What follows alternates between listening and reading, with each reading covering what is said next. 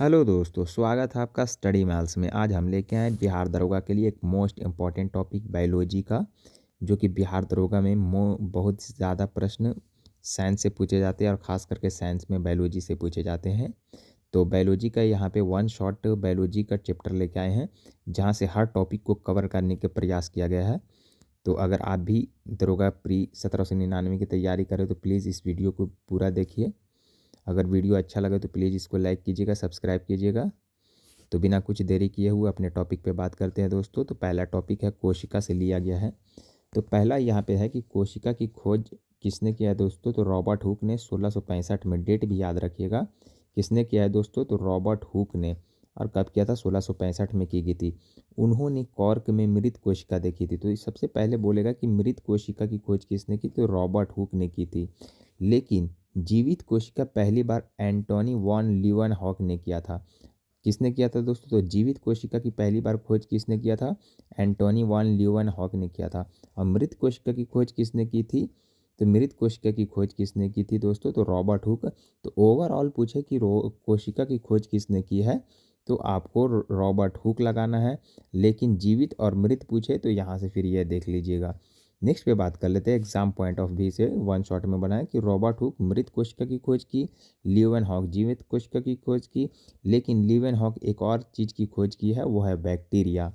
चलिए नेक्स्ट बात कर लेते हैं कि कोशिका सिद्धांत किसने दिया है दोस्तों? तो ये कोशिका सिद्धांत स्लाइडेन और शवान ने दिया है, 1938 से 39 के बीच में दिया है। फिर है कि कोशिका के प्रकार कितने होते हैं? तो कोशिका दो प्रकार के होते हैं दोस्तों, एक प्रोकैरियोटिक, एक यूकैरियोटिक। तो प्रोकैरियोटिक कोशिका क्या है दोस्तों? जिसमें स्पष्ट नाभिक नहीं होते हैं, मतलब केंद्रक स्पष्ट नहीं होती है और झिल्लीबद्ध अंगक नहीं होते हैं, उसे प्रोकैरियोटिक कोशिका कहा जाता है। अब प्रोकैरियोटिक कोशिका का उदाहरण क्या है दोस्तों? बैक्टीरिया है और माइकोप्लाज्मा है। क्या है? बैक्टीरिया और माइकोप्लाज्मा। तो माइकोप्लाज्मा क्या है? सबसे छोटी प्रोकैरियोटिक कोशिका है दोस्तों, ये याद रखिएगा। नेक्स्ट पे बात कर लेते हैं यूकैरियोटिक कोशिका। हम लोग का जो कोशिका है यूकैरियोटिक से बना हुआ है, इसमें स्पष्ट केंद्रक होता है। तो यूकैरियोटिक कोशिका के बारे में देख लेते हैं। इसमें क्या होता है? स्पष्ट नाभिक होता है। सबसे मोस्ट इंपॉर्टेंट है कि स्पष्ट नाभिक होता है, केंद्रक स्पष्ट होता है और सभी अंगक स्पष्ट होते हैं, मतलब जितने भी अंग पाए जाएंगे इसमें स्पष्ट होंगे। उदाहरण के लिए मानव, पौधे, ये सब क्या है दोस्तों? तो प्रोकैरियोटिक। तो प्रोकैरियोटिक और यूकैरियोटिक में बहुत सारे प्रश्न बनते हैं। तो नेक्स्ट बात कर लेते हैं अब कोशिका झिल्ली। कोशिका झिल्ली क्या है दोस्तों? तो कोशिका को बाहरी वातावरण से अलग करती है क्या? कोशिका झिल्ली या कोशिका भित्ति। तो कोशिका भित्ति सिर्फ किस में पाया जाता है दोस्तों? प्लांट में पाया जाता है, लेकिन कोशिका भित्ति जंतु कोशिका में नहीं पाया जाता है। तो कोशिका भित्ति जो है, कोशिका झिल्ली क्या है दोस्तों? कोशिका के बाहरी वातावरण से अलग करती है। ये मोस्ट इंपॉर्टेंट है कि कोशिका झिल्ली क्या है? अर्धपारगम्य होती है। और अर्धपारगम्य से ही मतलब प्रासरण होता है। तो प्रासरण किस में होता है? तो अर्धपारगम्य झिल्ली में होता है, जो कि हाई टू लो मतलब क्या करता है? फ्लो करता है। चलिए नेक्स्ट बात कर लेते हैं, इसका कार्य क्या है दोस्तों? तो कोशिका झिल्ली का कार्य है पदार्थों का आवागमन और कोशिका की सुरक्षा। तो पदार्थों का आवागमन और कोशिका की सुरक्षा कौन करता है दोस्तों? तो ये हो जाएगा कोशिका झिल्ली। नाभिक के बारे में देख लेते हैं कि नाभिक क्या है दोस्तों। नाभिक क्या है? तो नाभिक है कोशिका का नियंत्रण केंद्र है। आनुवांशिक पदार्थ डीएनए यहीं पाया जाता है। तो कोशिका का नियंत्रण केंद्र किसे कहा जाता है? तो नाभिक को कहा जाता है। और आनुवांशिक पदार्थ डीएनए यहीं पाया जाता है। नोट करके दिया हुआ है कि नाभिक के अलावा डीएनए किस में पाया जाता है दोस्तों? तो माइटोकॉन्ड्रिया और क्लोरोप्लास्ट में पाया जाता है। नाभिक के अलावा डीएनए माइटोकॉन्ड्रिया और क्लोरोप्लास्ट में पाया जाता है। कोशिका विभाजन को नियंत्रित कौन करता है दोस्तों? तो नाभिक करता है। ये 3 पॉइंट नाभिक के बारे में याद रखिएगा। इंपॉर्टेंट क्या है कि परिपक्व आरबीसी में नाभिक नहीं होता। जो हम लोग स्तनधारी हैं, स्तनधारी का जो परिपक्व में होता है, परिपक्व आरबीसी होता है, उसमें नाभिक नहीं होती है। अपवाद क्या है दोस्तों? तो स्तनधारी में ऊँट और लामा जैसे कुछ स्तनधारियों की आरबीसी में नाभिक होता है दोस्तों। तो अपवाद क्या है? ऊँट और लामा जैसे कुछ स्तनधारियों की आरबीसी में नाभिक होते हैं। चलिए नेक्स्ट बात कर लेते हैं माइटोकॉन्ड्रिया से क्या बनता है प्रश्न। तो माइटोकॉन्ड्रिया कोशिका का पावर हाउस कहा जाता है। ऊर्जा एटीपी का निर्माण यहीं होता है। ऊर्जा एटीपी का निर्माण कहाँ होता है दोस्तों? तो माइटोकॉन्ड्रिया में होता है। इसमें अपने डीएनए और राइबोसोम होता है। तो ये मोस्ट इंपॉर्टेंट है। ये ऑप्शन में दे देगा कि किसका अपना डीएनए और राइबोसोम होता है, तो ये माइटोकॉन्ड्रिया का होता है। फिर है माइटोकॉन्ड्रिया में दोहरी झिल्ली पाई जाती है। माइटोकॉन्ड्रिया में कैसी झिल्ली पाई जाती है, ये बिहार दरोगा का बहुत ही इंपॉर्टेंट क्वेश्चन है और यहाँ से बार बार प्रश्न रिपीट होता है कि किस में एकल झिल्ली पाई जाती है, किस में दोहरी झिल्ली पाई जाती है। तो माइटोकॉन्ड्रिया में दोहरी झिल्ली पाई जाती है। फिर देख लेते हैं कि नोड दोहरी झिल्ली किस में पाई जाती है। तो माइटोकॉन्ड्रिया के अलावा केंद्रक में और क्लोरोप्लास्ट में दोहरी झिल्ली पाई जाती है, इसलिए इसे अर्ध स्वायत्त अंग कहा जाता है। दोहरी झिल्ली पाया जाता है इसलिए क्या कहा जाता है, इसे अर्ध स्वायत्त अंग कहा जाता है। नेक्स्ट है कि लाइसोसोम। लाइसोसोम से क्या प्रश्न बनते हैं, तो ये आत्मघाती की थैली है, पुराने व खराब अंगों को नष्ट करता है। तो आत्महत्या की थैली किसे कहा जाता है, लाइसोसोम को, और पुराने व खराब अंगों को नष्ट कर जाता है। तो लाइसोसोम का निर्माण मुख्य रूप से गोल्गी का बॉडी द्वारा में होता है दोस्तों। तो लाइसोसोम का निर्माण मुख्य रूप से किस में होता है दोस्तों, तो गोल्गी का बॉडी में होता है। ये मोस्ट इंपॉर्टेंट है, लाइसोसोम का निर्माण किस में होता है, तो गोल्गी का बॉडी में होता है। फिर है कि ये एकल झिल्ली है। लाइसोसोम कैसी झिल्ली है दोस्तों, तो एकल झिल्ली है। और दोहरी झिल्ली ऊपर बात किए हैं। और लाइसोसोम क्या है, इसका पीएच मान अम्लीय होता है दोस्तों, अम्लीय होता है। नेक्स्ट बात कर लेते हैं, तो इसको क्यों आत्महत्या की थैली कहा जाता है। अगर यह फट जाता है तो कोशिका को नष्ट कर देती है, इसलिए हम इसे आत्महत्या की थैली कहा जाता है। तो राइबोसोम के बारे में देख लेते हैं कि प्रोटीन संश्लेषण का स्थान, प्रोटीन फैक्ट्री सबसे छोटा कोशिकीय अंगक है। तो पहला कि राइबोसोम का क्या है, तो प्रोटीन का संश्लेषण करना है। फिर है कि इसको प्रोटीन का फैक्ट्री कहा जाता है, राइबोसोम को प्रोटीन का फैक्ट्री कहा जाता है। फिर है कि सबसे छोटा कोशिकीय अंगक कौन है दोस्तों, तो राइबोसोम है। ये केंद्रक में हमारा राइबोसोम पाया जाता है, तो जिसमें सबसे छोटा अंग है। फिर है झिल्ली रहित अंग होता है, इसमें इस पर किसी झिल्ली नहीं होता है। जैसे दोहरी झिल्ली से पहले झिल्ली, एक झिल्ली, और इसमें क्या है, राइबोसोम में झिल्ली नहीं होता है। ये मोस्ट इंपॉर्टेंट है। नेक्स्ट पे बात कर लेते हैं दोस्तों इंडोप्लाज्मिक रेटिकुलम। तो इंडोप्लाज्मिक रेटिकुलम दो प्रकार के होते हैं, एक रफ इंडोप्लाज्मिक रेटिकुलम, एक स्मूथ इंडोप्लाज्मिक रेटिकुलम। तो जो रफ है मतलब खुदरी इंडोप्लाज्मिक रेटिकुलम क्या होता है दोस्तों, तो खुदरी इंडोप्लाज्मिक रेटिकुलम में राइबोसोम जुड़ते हैं और यही राइबोसोम जुड़ के प्रोटीन बनाते हैं। और चिकनी इंडोप्लाज्मिक रेटिकुलम क्या है दोस्तों, तो चिकनी इंडोप्लाज्मिक में वसा का संश्लेषण होता है। तो वसा का संश्लेषण किस में होता है दोस्तों, तो चिकनी में, याद रखिएगा। रफ में राइबोसोम का और प्रोटीन का निर्माण होता है। तो विषैले, तो इसका वसा का क्या काम है दोस्तों, तो विषैली पदार्थों का क्या करता है, नष्टीकरण करता है। ये मोस्ट इंपॉर्टेंट है। किसमें, तो वसा का विषैले पदार्थों को नष्टीकरण किस में होता है दोस्तों, तो ये होगा चिकनी इंडोप्लाज्मिक रेटिकुलम में। अब यहाँ से पूछा जाता है कि किस में एक कक्षा पाया जाता है, किस में डबल कक्षा, मतलब हृदय में दो कक्षा पाया जाता है, तीन कक्षा। तो मछली को देख लिए कि मछली इसलिए इनके हृदय में दो कक्ष पाए जाते हैं। मछली के हृदय में कौन सा कितने कक्ष पाए जाते हैं, दो कक्ष पाए जाते हैं। तो एक जोड़ा होता है, मतलब एक अलिंद एक नीलही पाया जाता है। उभयचर और सरीसृप इनके हृदय तीन कक्ष में पाए जाते हैं। उभयचर और सरीसृप इनके हृदय में कितने कक्ष पाए जाते हैं दोस्तों, तो तीन सरीसृप तीन पाए जाते हैं। नेक्स्ट पे बात कर लेते हैं, लेकिन इसका एक अपवाद है, मगरमच्छ। मगरमच्छ में चार कक्ष पाए जाते हैं, हृदय के चार कक्ष पाए जाते हैं। चलिए नेक्स्ट पे बात कर लेते हैं दोस्तों, स्तनधारी में कितने कक्ष पाए जाते हैं, तो स्तनधारी में और पक्षी, स्तनधारी और पक्षी में इनके हृदय में चार कक्ष होते हैं, दो जोड़े, दो अलिंद और दो बाएं निलय होते हैं, दो अलिंद और दो निलय होते हैं। तो स्तनधारी और पक्षी में क्या होता है दोस्तों, इनके हृदय में चार कक्ष होते हैं। नेक्स्ट पे बात कर लेते हैं, तो हृदय आया तो हृदय से कुछ प्रश्न देख लेते हैं। तो हृदय का वजन लगभग कितना होता है दोस्तों, तो एक वयस्क पुरुष के लिए हृदय का वजन 250 से 300 ग्राम होता है। कितना होता है दोस्तों, 250 से 300 ग्राम होता है। फिर है कि हृदय शरीर की ओर रक्त ले जाने वाली रक्त वाहिकाओं को क्या कहा जाता है, हृदय से शरीर की ओर रक्त लेके जाने वाली रक्त वाहिकाओं को क्या कहा जाता है, इसे धमनी कहा जाता है। इसमें शुद्ध रक्त मतलब बहता है दोस्तों। तो धमनी में कैसा रक्त बहता है, तो शुद्ध रक्त बहता है। अब बोल रहा है कि शरीर से हृदय की ओर रक्त लेके जाने वाली रक्त वाहिनियों को क्या कहा जाता है, तो इसे शिरा कहते हैं। इसमें अशुद्ध रक्त होता है। चलिए नेक्स्ट पे बात कर लेते हैं दोस्तों, कौन सा धमनी अशुद्ध रक्त बहता है, कौन सा धमनी में अशुद्ध रक्त बहता है, तो इसका अपवाद है दोस्तों। पल्मोनरी धमनी में एकमात्र ऐसी धमनी है जिसमें अशुद्ध रक्त बहता है, लेकिन पल्मोनरी शिरा में शुद्ध रक्त बहता है। ये इसका अपवाद है दोस्तों। नेक्स्ट बात कर लेते हैं कि हृदय की धड़कन को किस हार्मोन द्वारा नियंत्रित किया जाता है, तो एड्रेनलिन। हृदय की धड़कन को किस हार्मोन द्वारा नियंत्रित किया जाता है, तो एड्रेनलिन और थायरोक्सिन हार्मोन द्वारा। चलिए नेक्स्ट बात कर लेते हैं कि धमनी क्या है दोस्तों, तो धमनी क्या है, यह हृदय से शुद्ध रक्त मतलब ऑक्सीजन युक्त रक्त को शरीर के सभी अंगों में पहुंचाने का काम करता है। इसकी दीवारें मोटी होती है। क्या है, धमनी का क्या काम है, हृदय से शुद्ध रक्त ऑक्सीजन युक्त को शरीर के सभी अंगों तक पहुंचाने का काम करती है और इसकी दीवारें मोटी होती है। फिर शिरा क्या है दोस्तों, तो शिरा क्या है, यह शरीर के विभिन्न अंगों से अशुद्ध रक्त मतलब कार्बन डाइऑक्साइड युक्त को वापस हृदय तक ले जाने का काम करता है। इसकी जो दीवारें होती हैं दोस्तों पतली होती है। और केशिका क्या है, केशिका क्या है, यह धमनी और शिरा को जोड़ती है। तो कभी कभी ये पूछता है कि धमनी और शिरा को कौन जोड़ता है दोस्तों, तो केशिका जोड़ता है, कैपिलरली जोड़ता है।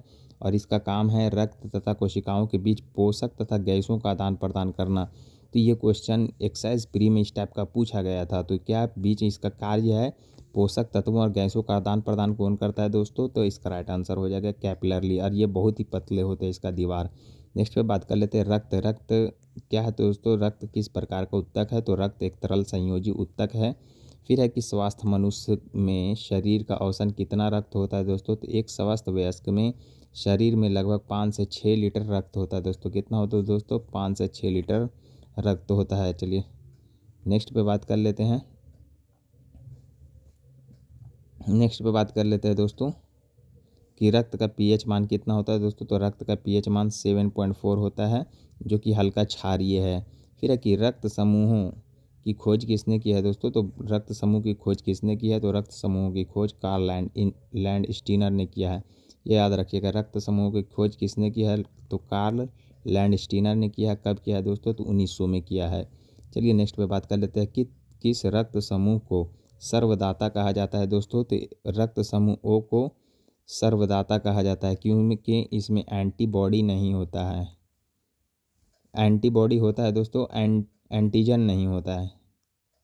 एंटीजन किस में नहीं होता, तो रक्त समूह ओ में। फिर है कि किस रक्त समूह में ए बी सर्वग्राही कहा जाता है, तो ए बी को क्या कहा जाता है, तो सर्वग्राही कहा जाता है। ओ को सर्वदाता मतलब सभी को दान कर सकता है। ए बी मतलब सभी से खून ले सकता है।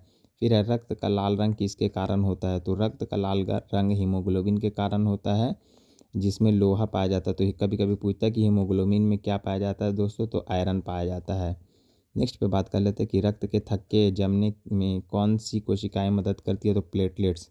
प्लेटलेट्स रक्त का थक्का जमाने में मदद करती है ताकि चोट लगने पर अधिक खून ना बहे। और विटामिन के भी रक्त का थक्का जमने में क्या करती है दोस्तों, तो मदद करती है। नेक्स्ट पे बात कर लेते हैं दोस्तों कि रक्त का कौन सा भाग संक्रमण से लड़ने और शरीर की रक्षा करने में मदद करती है, तो जिसे बोलते हैं WBC श्वेत रक्त कोशिकाएं।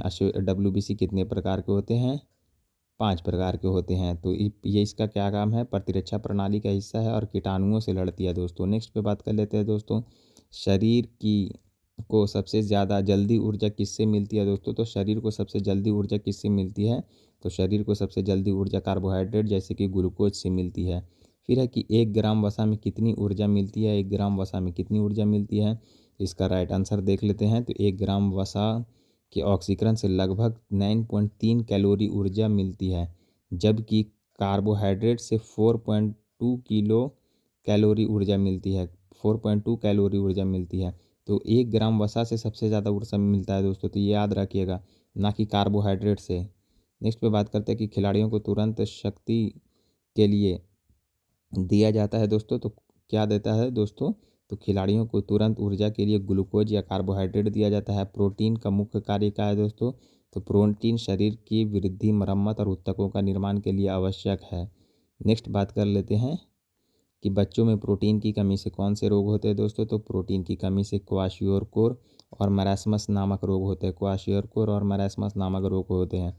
नेक्स्ट बात कर लेते हैं दोस्तों, वसा शरीर में कहाँ जमता है दोस्तों, तो जमा होता है वसा शरीर में त्वचा के नीचे एडिपोज ऊतक में जमा होता है। वसा शरीर में कहाँ जमा होता है, तो त्वचा के नीचे एडिपोज ऊतक में जमा होता है। चलिए नेक्स्ट पे बात कर लेते हैं दोस्तों, एंजाइम। ये भी बहुत बार BPSC में पूछा गया है कि एंजाइम मूलतः क्या है दोस्तों, तो सभी एंजाइम मूलतः प्रोटीन है। क्या है दोस्तों, मूलतः प्रोटीन है जो जैव उत्प्रेरक का काम करता है। चलिए नेक्स्ट पे बात कर लेते हैं कि सोयाबीन में सबसे अधिक क्या पाया जाता है, तो सोयाबीन में सबसे अधिक प्रोटीन पाया जाता है जो कि 40 से 42% रहता है दोस्तों।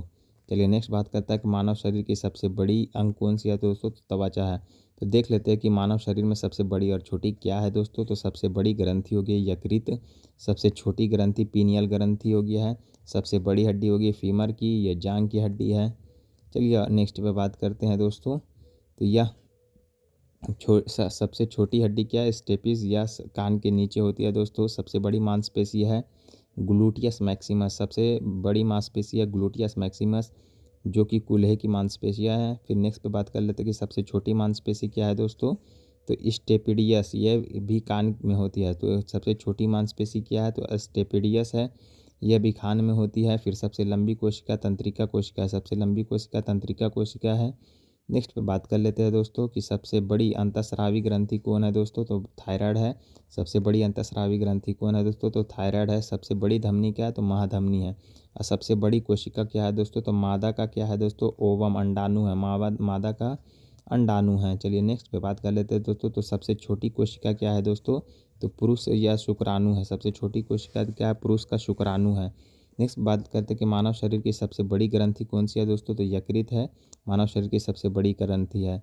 फिर है कि शरीर का ब्लड बैंक किसे कहा जाता है दोस्तों, तो प्लीहा को कहा जाता है। शरीर का ब्लड बैंक किसे कहा जाता है, तो प्लीहा को कहा जाता है। मनुष्य के हृदय में कितने कोष्ठक होते हैं दोस्तों, 4 कोष्ठक होते हैं, मतलब 4 कक्ष होते हैं। और 4 कक्ष किस में होते हैं दोस्तों, तो पक्षी में होते हैं। इससे पहले ऊपर में बताया गया है। नेक्स्ट बात करते हैं कि फेफड़े को घेरने वाली झिल्ली को क्या कहा जाता है दोस्तों, तो प्लूरा कहा जाता है। क्या कहा जाता है, प्लूरा कहा जाता है। इंसुलिन का निर्माण शरीर के किस अंग में होता है, तो अग्न्याशय में होता है दोस्तों। अग्न्याशय क्या है दोस्तों, एक मिश्रित ग्रंथि है, मिश्रित ग्रंथि है, मतलब अंतःस्रावी और बहिस्रावी दोनों है दोस्तों। नेक्स्ट बात कर लेते हैं कि पित्त का निर्माण कहाँ होता है दोस्तों। तो पित्त का निर्माण होता है यकृत में, ये मोस्ट इंपॉर्टेंट है, यकृत में होता है। लेकिन इसका भंडारण कहाँ होता है दोस्तों, पित्ताशय में होता है। नेक्स्ट बात कर लेते हैं कि रक्त को शुद्ध करने वाला अंग कौन सा है दोस्तों। तो इसका राइट आंसर है किडनी। फिर मस्तिष्क का सबसे बड़ा भाग कौन सा है, तो सेरेब्रम या प्रमस्तिष्क, ये अग्र मस्तिष्क का भाग है दोस्तों, सेरेब्रम। और सेरेब्रम का क्या काम है, जितने भी पढ़ाई लिखाई सोच जो तर्क बुद्धि है वो सेरेब्रम से आता है। आपका सेरेब्रम स्ट्रांग है तो आप अच्छे हैं पढ़ने में। नेक्स्ट बात कर लेते हैं कि शरीर का तापमान का नियंत्रक केंद्र कहाँ है दोस्तों, तो मस्तिष्क के हाइपोथैलेमस में। हाइपोथैलेमस को जो मास्टर ऑफ मास्टर ग्लैंड भी कहा जाता है। फिर है कि जीवाणुओं से होने वाले कुछ रोग है दोस्तों, बस इसको याद रख लीजिएगा क्योंकि 1275 में प्री में दिया गया था, उसमें था कथन 1 2 3 कौन सा नहीं है और कौन सा है। तो इस टाइप का खाली बस याद रख लीजिए कैसियो करके निमोनिक से। तो जीवाणु से होने वाले रोग है हैजा है, टाइफाइड है, तपेदिक है, टिटनेस है, डिप्थीरिया है, प्लेग है, काली साथी है, यहाँ पे सिफिलिस हो जाएगा, गोनेरिया हो जाएगा। ये सब क्या है, ये जीवाणु से है। वायरस से होने वाली रोग है एड्स है, चेचक है, पोलियो है, डेंगू है, रेबीज है, पोलियो है, इन्फ्लुएंजा है, हेपेटाइटिस है। ये सब क्या है, एड्स वायरस से होने वाली रोग है। फिर है कि प्रोटोजोआ से होने वाले रोग देख लेते हैं दोस्तों। तो मलेरिया है, पेचिश है, पैरिया है, कालाजार है और निद्रा रोग है। फिर कवक से होने वाले रोग देख लेते हैं, दांत, खाज, एथलीट फुट और गंजापन, दमा। नेक्स्ट पे बात कर लेते हैं मानव मस्तिष्क का सबसे बड़ा और मुख्य भाग कौन सा है दोस्तों। तो इससे पहले बताया कि सबसे बड़ा सेरेब्रम है, जिसे परमस्तिष्क भी कहा जाता है। यह मस्तिष्क का सबसे बड़ा भाग है। इसका क्या काम है दोस्तों, तो सोचना बुद्धि का केंद्र का है। शरीर का संतुलन बनाए रखने के लिए मस्तिष्क का कौन सा भाग जिम्मेदार है, तो सेरेबेलम। एक बार बताया था कि सेरेबेलम, बेलम से मतलब बैलेंस करेगा दोस्तों। यह मस्तिष्क का अनुमस्तिष्क का भाग है, संतुलन और मुद्रा नियंत्रित करता है। नेक्स्ट पे बात कर लेते हैं दोस्तों कि मस्तिष्क का कौन सा भाग प्यास, भूख और शरीर के तापमान को नियंत्रित करता है दोस्तों। इससे पहले बताया कि हाइपोथैलेमस, और इसे मास्टर ऑफ मास्टर ग्लैंड कहा जाता है दोस्तों। मास्टर ऑफ मास्टर ग्लैंड किसे कहा जाता है, तो ये हाइपोथैलेमस को कहा जाता है। मस्तिष्क को सुरक्षा प्रदान करने वाली हड्डी के ढांचे को क्या कहा जाता है दोस्तों, तो इसे कपाल या क्रेनियम कहा जाता है। मस्तिष्क को सुरक्षा प्रदान करने वाली हड्डी को क्या कहा जाता है, इसे कपाल या क्रेनियम कहा जाता है।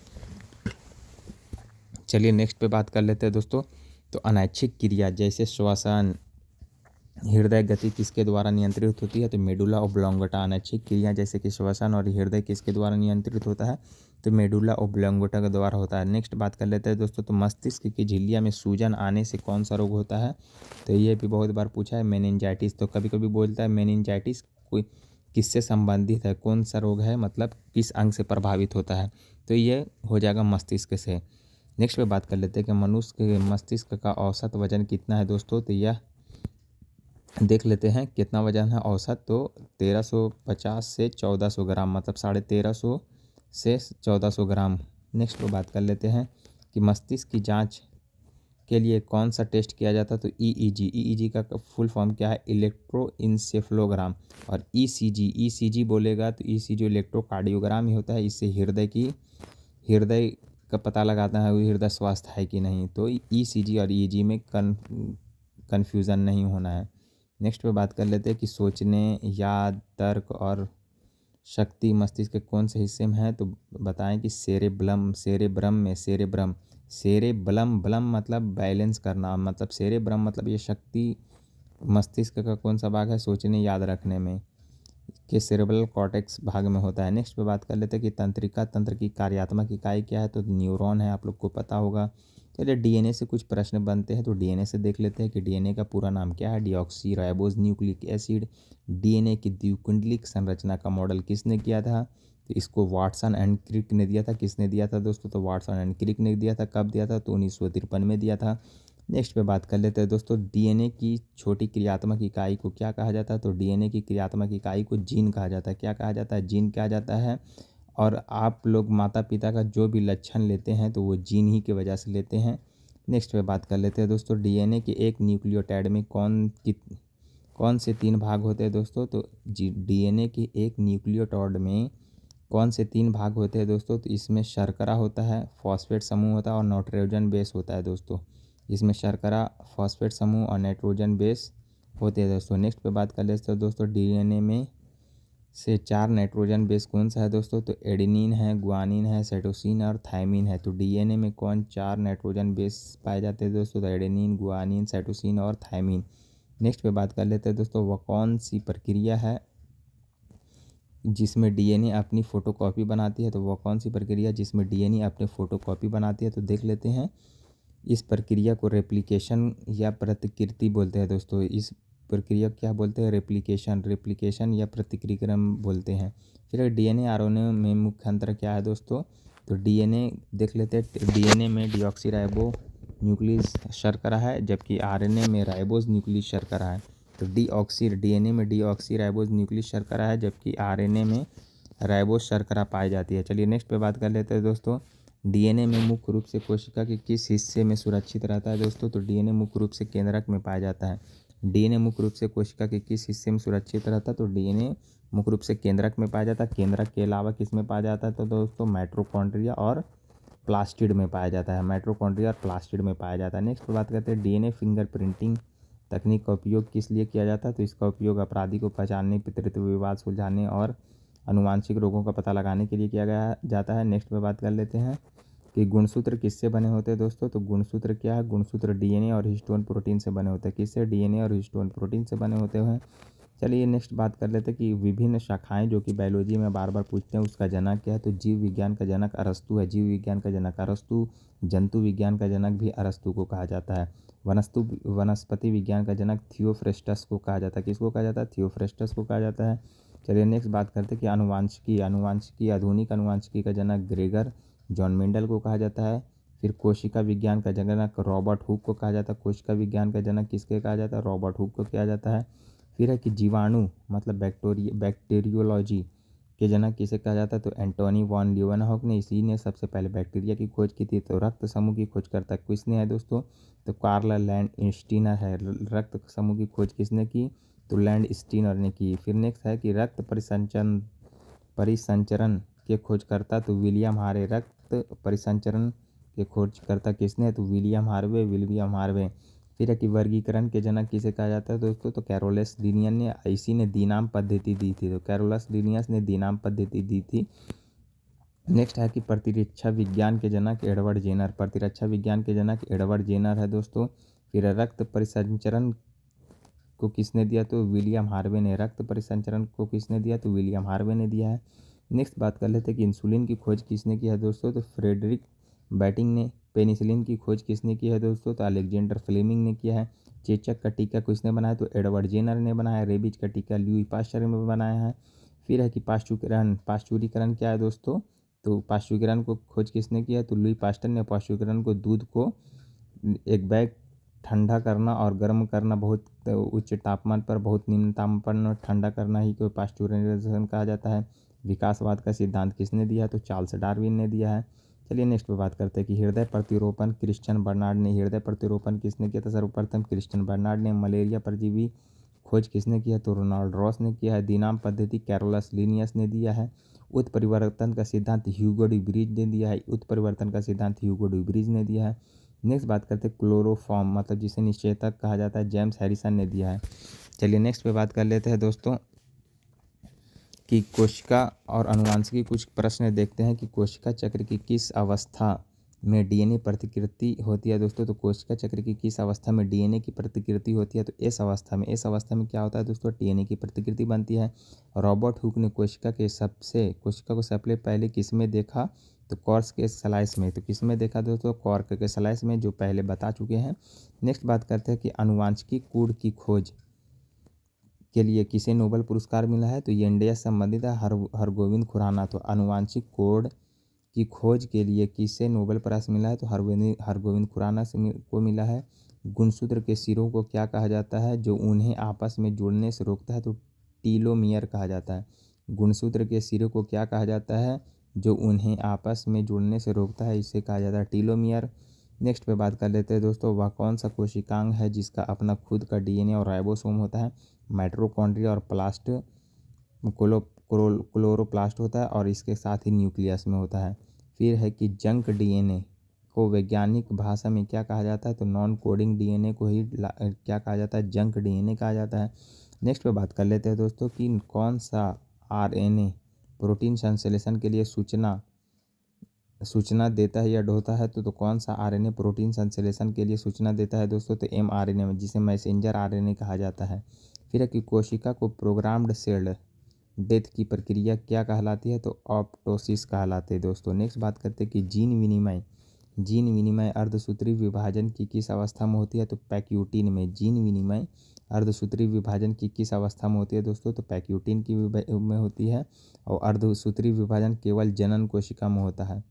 नेक्स्ट पे बात कर लेते हैं दोस्तों कि किस वैज्ञानिक ने ओमनिस सेलुला ई सेलुला मतलब कोशिका की उत्पत्ति पूर्ववर्ती कोशिका से होती है कहा? तो रुडोल्फ विर्चो ने। फिर किस वैज्ञानिक ने ओमनिस सेलुला ई सेलुला मतलब कोशिका की उत्पत्ति पूर्ववर्ती कोशिका से होती है? कोई कोशिका की उत्पत्ति मतलब इससे पहले वाली कोशिका से हुई है, इसको किसने कहा? तो रुडोल्फ विर्चो ने। ये मोस्ट इंपॉर्टेंट है।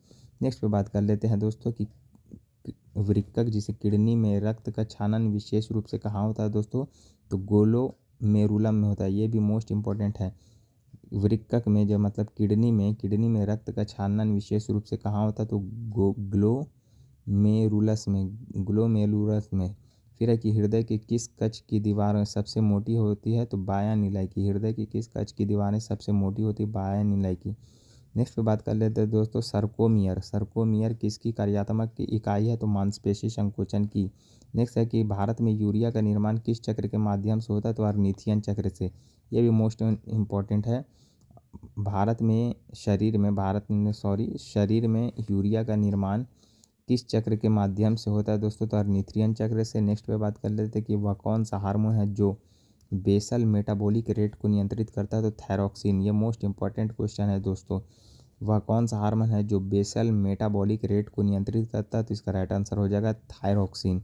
चलिए नेक्स्ट पे बात कर लेते हैं दोस्तों, मस्तिष्क का वह भाग जो जैविक घड़ी के रूप में कार्य करता है? तो हाइपोथैलेमस। मस्तिष्क का वह भाग जो जैविक घड़ी के रूप में कार्य करता है, इसका राइट आंसर हो जाएगा हाइपोथैलेमस। नेक्स्ट पे बात कर लेते हैं कि रक्त में कार्बन डाइऑक्साइड का परिवहन मुख्य रूप से किस रूप में होता है? तो बाइकार्बोनेट आयनों के रूप में। रक्त में कार्बन डाइऑक्साइड का परिवहन मुख्य रूप से किस रूप में होता है दोस्तों? तो बाइकार्बोनेट आयनों के रूप में। नेक्स्ट बात कर लेते हैं दोस्तों इरिथ्रोपोइटिन हार्मोन जो आरबीसी उत्पादन को बढ़ाता है कहाँ निकलता है दोस्तों? तो किडनी में। इरिथ्रोपोइटिन हार्मोन जो आरबीसी उत्पादन को बढ़ाता है कहाँ निकलता है? तो वृक्कक किडनी में। आंखों में प्रकाश की तीव्रता नियंत्रित करने वाला पेशीय पर्दा क्या कहलाता है दोस्तों? तो आंखों में प्रकाश की तीव्रता को नियंत्रित करने वाला पेशीय पर्दा आइरिस कहलाता है। क्या कहलाता है? आइरिस कहलाता है। फिर है कि सिनेप्स पर सूचना का प्रसार करने वाला रसायनों को क्या कहा जाता है? तो न्यूरोट्रांसमीटर कहा जाता है। चलिए नेक्स्ट पे बात कर लेते हैं, पादप कार्यविधि से कुछ प्रश्न देख लेते हैं कि प्रकाश संश्लेषण की अंधेरी प्रक्रिया में क्लोरोप्लास्ट किस भाग में होता है दोस्तों? तो प्रकाश संश्लेषण की अधिक अंधेरी प्रक्रिया में क्लोरोप्लास्ट किस भाग में होता है दोस्तों? तो होता है स्ट्रोमा में।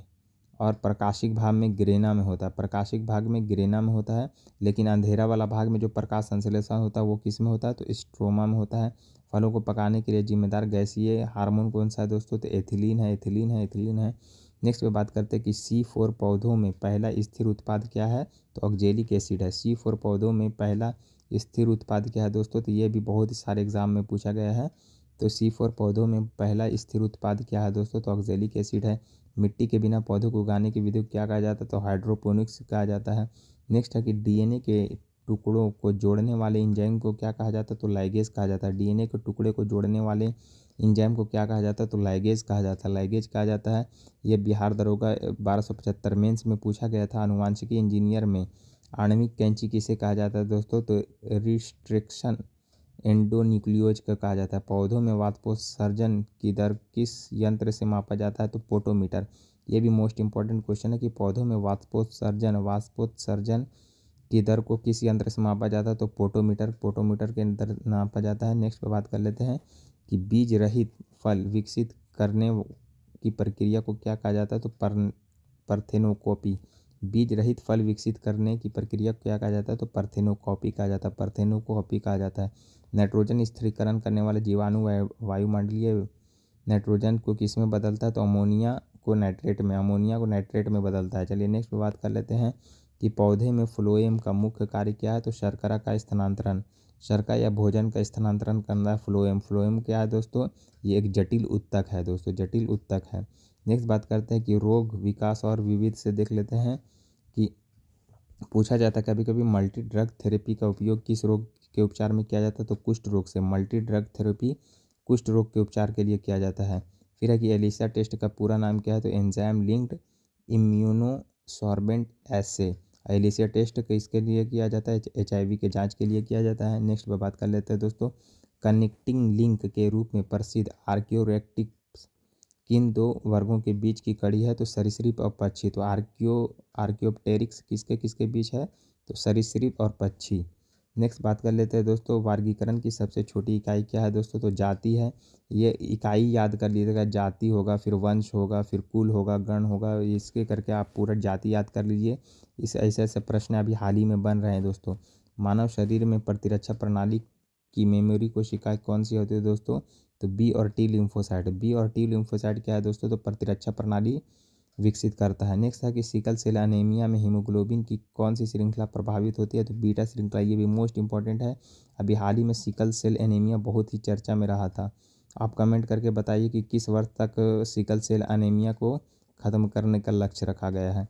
नेक्स्ट बात कर लेते हैं दोस्तों कि प्रथम ट्रांसजेनिक जंतु कौन था दोस्तों? तो डॉली भेड़ था। पारिस्थितिकी तंत्र में ऊर्जा का पिरामिड हमेशा कैसा होता है? तो ये हमेशा सीधा होता है। चलिए नेक्स्ट बात करते हैं कि वायु प्रदूषण का सबसे अच्छा जैविक सूचक क्या है दोस्तों? लाइकेन है। जहाँ वायु प्रदूषण अच्छा होगा तो लाइकेन अच्छा उगेगा दोस्तों। नेक्स्ट है कि पेसमेकर शरीर के किस अंग से संबंधित है? तो हृदय से। हृदय के SA नोड से पेसमेकर संबंधित है। चलिए नेक्स्ट बात कर लेते हैं कि ATP का निर्माण कोशिका में कहाँ होता है? तो F1 कणों में। ATP का निर्माण कोशिका में कहाँ होता है दोस्तों? तो F1 कणों ऑक्सीसोम में होता है।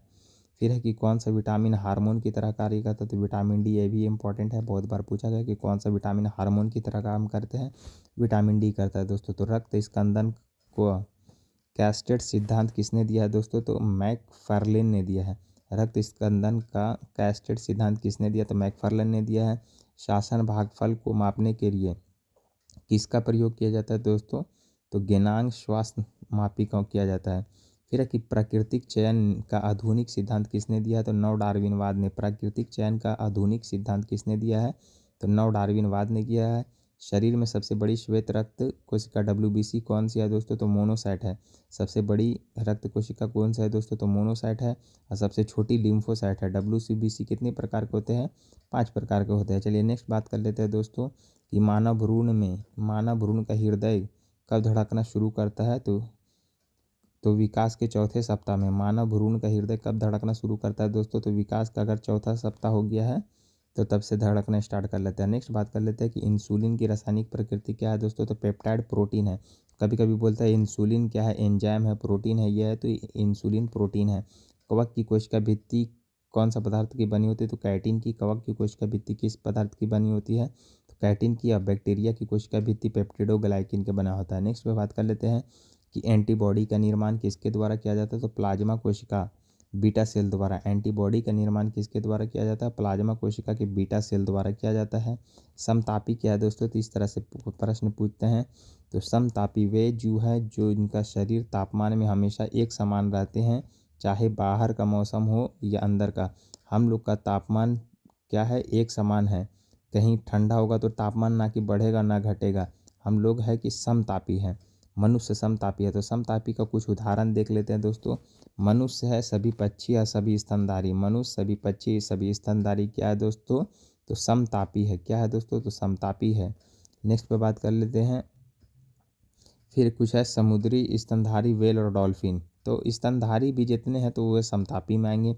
विषमतापी या शीत ब्लडेड, जैसे कोल्ड ब्लडेड कभी कभी लिखा रहेगा, तो विषमतापी, शीततापी या कोल्ड ब्लडेड होगा। तो कोल्ड ब्लडेड का है दोस्तों, ये वे जीव हैं जिनके शरीर का तापमान बाहर के वातावरण के अनुसार बदल लेता है। हम लोग का जहाँ के गर्म है तो गर्म के अनुसार, ठंडा के अनुसार समान तापमान बना रहेगा। लेकिन कुछ कुछ जीव है जो कि है कि बाहर के तापमान को अडॉप्ट कर लेता है दोस्तों, जैसे कि सभी सरीसृप, सांप, छिपकली, कछुआ, मगरमच्छ, सभी उभयचर, सभी मछलियाँ, कीट पतंगे और पादप जगत क्या है दोस्तों, ये सब क्या है, शीततापी है। वनस्पति जगत का उभयचर किसे कहा जाता है दोस्तों, तो वनस्पति जगत का उभयचर ब्रायोफाइटा को कहा जाता है। वनस्पति जगत का उभयचर ब्रायोफाइटा को कहा जाता है क्योंकि ये मिट्टी पर रहते हैं लेकिन प्रजनन के लिए जल पर निर्भर करते हैं। नेक्स्ट पे बात कर लेते हैं कि वनस्पति जगत का सरीसृप क्या किसे कहा जाता है। सरीसृप अगर पूछे तो टेरिडोफाइटा कहा जाता है क्योंकि ये सफल स्थलीय पौधे जिनमें संवहन उत्तक पाया जाता है। नेक्स्ट पे बात कर लेते हैं कि किस समूह के पौधों में जड़, तना और पत्तियां नहीं होती और शरीर थैलस जैसा होता, तो थैलोफाइटा। थैलोफाइटा में क्या होता है दोस्तों, थैलोफाइटा जो किसी भी पेड़ का एकदम प्रारंभिक रूप है, इसमें किसी भी चीज़ का विकास नहीं होता। जैसे कि इसका उदाहरण है शैवाल है, यूलेथ्रिक्स, अल्वाकारा। नेक्स्ट पे बात कर लेते हैं कि संवहन उत्तक सबसे पहले किस समूह में विकसित हुआ, तो टेरिडोफाइटा में। थाइलोफाइटा पहले होता है, उसके बाद ब्रायोफाइटा, फिर होता है टेरिडोफाइटा। थाइलोफाइटा में तो कुछ विकसित नहीं होता है, ब्रायोफाइटा में थोड़ा बहुत विकसित होता है, लेकिन टेरिडोफाइटा से संवहनी उत्तक विकसित होने लगता है। नेक्स्ट पे बात कर लेते हैं कि किस ब्रायोफाइटा का उपयोग ईंधन और एंटीसेप्टिक के रूप में किया जाता है, तो इसका राइट आंसर हो जाएगा स्फैग्नम। स्फैग्नम मोन्स का यूज़ किया जाता है। फिर उन पौधों को क्या कहा जाता है जिसमें फूल और बीज नहीं बनते, तो इन्हें क्रिप्टोगेम कहा जाता है। किसे कहा जाता है, उन पौधों को क्या कहा जाता है जिनमें फूल और बीज नहीं होते, तो इन्हें क्रिप्टोगेम कहा जाता है। क्या कहा जाता है, क्रिप्टोगेम कहा जाता है। संजीवनी के नाम से प्रसिद्ध पौधा सिलाजिनेला किस समूह के अंतर्गत आता है, तो टेरिडोफाइटा के अंतर्गत आता है। शैवाल के अध्ययन को क्या कहा जाता है, तो फाइकोलॉजी। और कवक के अध्ययन को माइकोलॉजी कहा जाता है। नेक्स्ट है कि ब्रायोफाइटा में जड़ के स्थान पर कौन सी संरचना पाई जाती है जो पानी सोखती है, राइजोड्स। क्या पाया जाता है दोस्तों, तो राइजोड पाया जाता है ब्रायोफाइटा में। नेक्स्ट पे बात करते हैं कि आयोडीन प्राप्त करने के लिए किस समुद्री शैवाल का उपयोग किया जाता है, तो लैमिनेरिया का। किसका उपयोग किया जाता है, लैमिनेरिया का। चलिए पाचन तंत्र से कुछ प्रश्न बनते हैं कि मनुष्य में भोजन का पाचन कहाँ से प्रारंभ होता है, तो हम लोग खाना मुंह से लेती है और मुंह से ही पाचन स्टार्ट हो जाता है। तो मनुष्य में पाचन प्रमुख प्रक्रिया क्या है दोस्तों, तो मुंह से स्टार्ट हो जाता है। और प्रश्न है कि सलाइवा में कौन सा एंजाइम पाया जाता है, जो लार में कौन सा एंजाइम पाया जाता है जो स्टार्च का पाचन करता है दोस्तों, तो इसका राइट आंसर हो जाएगा टाइलिन। लार में टाइलिन या एमाइलेज एंजाइम पाया जाता है। फिर पेट में भोजन पचाने के लिए कौन सा परबल अम्ल स्रावित होता है दोस्तों, तो इसका राइट आंसर हो जाएगा आमाशय। आमाशय में हाइड्रोक्लोरिक अम्ल का स्रावित होता है जो कीटाणुओं को मारता है और माध्यम में अम्लीय बनाता है दोस्तों। तो आमाशय में बस याद रखिएगा HCl पाया जाता है। नेक्स्ट बात है शरीर की सबसे बड़ी ग्रंथि जो पाचन सहायता में कार्य करती है, सहायता करती है दोस्तों, तो लीवर। लीवर शरीर की सबसे बड़ी ग्रंथि है, लीवर। फिर है कि पित्त रस का निर्माण कहाँ होता है और यह कहाँ जमा होता है, तो पित्त रस का निर्माण यकृत में होता है लेकिन जमा गोल्ड ब्लैडर या पित्ताशय में होता है। नेक्स्ट पे बात कर लेते हैं कि वसा का पाचन करने वाले प्रमुख एंजाइम का नाम क्या है दोस्तों? तो लाइपेज। वसा का पाचन कौन करते हैं दोस्तों? तो लाइपेज में करते हैं। और लाइपेज कहाँ से निकलता है? तो अग्न्याशय से। अग्न्याशय से 3 एंजाइम निकलते हैं, 3 एंजाइम निकलते हैं, याद रखिएगा, टाल करके याद रखिएगा। टाल, ट्रिप्सिन, एमाइलेज, लाइपेज, ये तीनों का कहाँ से स्रावन होता है? तो अग्न्याशय से निकलता है दोस्तों। फिर है कि पाचन की प्रक्रिया के दौरान भोजन का पूर्ण पाचन अवशोषण कहाँ होता है दोस्तों? तो इसका राइट आंसर हो जाएगा भोजन का पूर्ण पाचन और अवशोषण, तत्वों का अवशोषण छोटी आंत में होता है। तो सबसे ज़्यादा पाचन का पूर्ण प्रक्रिया कहाँ होता है? छोटी आंत में। छोटी आंत नाम से छोटी है, लेकिन ये संरचना में ये बहुत बड़ी होती है दोस्तों। नेक्स्ट बात है कि प्रोटीन को अमीनो अम्ल के में बदलने वाले एंजाइम को क्या कहते हैं? तो पेप्सिन कहा जाता है। और ट्रिप्सिन प्रोटीन को छोटे अणुओं में तोड़ते हैं। तो प्रोटीन को अमीनो अम्ल में बदलता है पेप्सिन, और फिर पेप्सिन क्या करता है? पेप्सिन और ट्रिप्सिन प्रोटीन को छोटे अणुओं में तोड़ देते हैं। नेक्स्ट पे बात कर लेते हैं कि पाचन तंत्र के किस भाग में पचे हुए भोजन जल का अवशोषण होता है? तो जल का अवशोषण होगा तो बड़ी आंत में। खाना पच जाता है किस में दोस्तों? तो छोटी आंत में पूर्ण रूप से पच जाता है, लेकिन बड़ी आंत में आके पूरा अवशोषण हो जाता है। क्या होता है दोस्तों? तो इसके अतिरिक्त जल का अवशोषण होता है। चलिए नेक्स्ट बात कर लेते हैं कि अग्न्याशय से निकलने वाले उस रस को क्या कहा जाता है जिसमें सभी प्रकार के पाचक एंजाइम होते हैं? तो इसे अग्न्याशय रस कहते हैं, जिसे पूर्ण पाचक रस भी कहा जाता है। नेक्स्ट पे बात कर लेते हैं दोस्तों। तो दोस्तों ये वीडियो यहीं तक था। तो आपके लिए ये एग्ज़ाम के लिए वन शॉट में बायोलॉजी लाया गया है कि जो कि क्विक रिवीजन के लिए ये इम्पोर्टेंट है। तो दोस्तों अगर वीडियो अच्छा लगे तो प्लीज़ इसको लाइक कीजिए, सब्सक्राइब कीजिए।